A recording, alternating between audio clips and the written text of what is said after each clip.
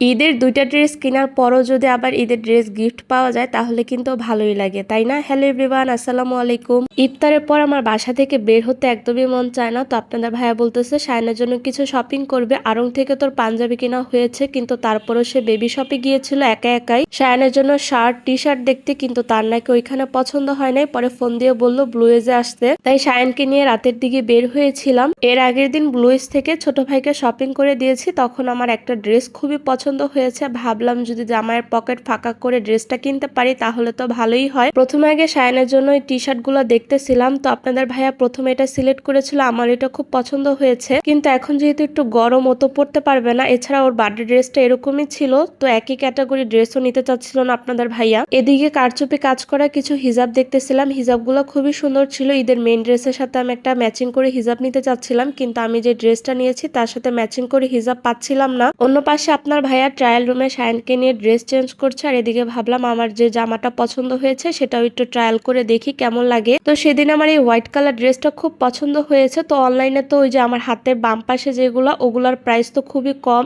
১,১৩০০ এরকম করে। ওইটার আবার ওনা নেই, কিন্তু আমার যে হোয়াইটটার এটার প্রাইসটা একটু বেশি, কিন্তু এটার ম্যাটেরিয়ালটা আমার কাছে মনে হচ্ছিল ভালো, যেহেতু প্রাইসটা একটু ডিফারেন্ট অনেকটাই, মানে এটার প্রাইস হচ্ছে ২৫০০ টাকা। তো ভাবলাম প্রাইসও যেহেতু এত ডিফারেন্ট, তার মানে ড্রেসও তো অবশ্যই ডিফারেন্ট আছে। আর আমি অনলাইনে কিছু কিনতে চাই না যদি কালার ম্যাচিং মানে সেম কালারটা না পাই। তো অনলাইনে আমি কোনো কিছু অর্ডার করতে গেলে অনেক ভয় পাই আর কি। আর বাসার সামনে শপে যেহেতু পেয়েছি, তাই ভাবলাম এখানে তো কোনো মানে সাইজে যদি আমার সমস্যা হয় তাহলে তো আমি এক্সচেঞ্জ করতে পারবো বা অন্যান্য প্রবলেম গুলো মানে হবে না। আর শায়ান তো নতুন ড্রেস পরে খুব খুশি, কিন্তু তার ব্যাপার একটাই কথা, এটা পরলে ওর অনেক বেশি গরম লাগবে। তো যার কারণে হচ্ছে টি শার্ট দেখতেছিল। বেবিদের জন্য ড্রেস কিনতে গেলে একটাই প্রবলেম, দেখা যায় সাইজে হয় না, যেটা পছন্দ হয় সেটার সাইজ হয় না, আর যেটা পছন্দ হয় না তো সেটার হচ্ছে সাইজ পাওয়া যায়। তো শায়ানের প্যান্ট সহকারে একটা গেঞ্জি নেওয়া হয়েছিল। তো আপনাদের ভাইয়া বলতেছে তুমি তো ঈদের মার্কেট করে ফেলছো, তোমাকে আগেই টাকা দিয়েছি, এখন আবার তুমি ড্রেস নিতেছো কেন? পরে আমি একটু বুদ্ধি কাটিয়ে বললাম আমার পছন্দ হয়েছে, কিনে দিলে কিনে দাও, না হলে সমস্যা নেই, বাসায় চলে যাব। তো ফাইনালি হচ্ছে সে আমাকে কিনেই দিয়েছে। আমি তো মহা খুশি, ছেলের জন্য শপিং করতে এসে নিজের একটা ড্রেস হয়ে গেল। তো শায়ানের যেই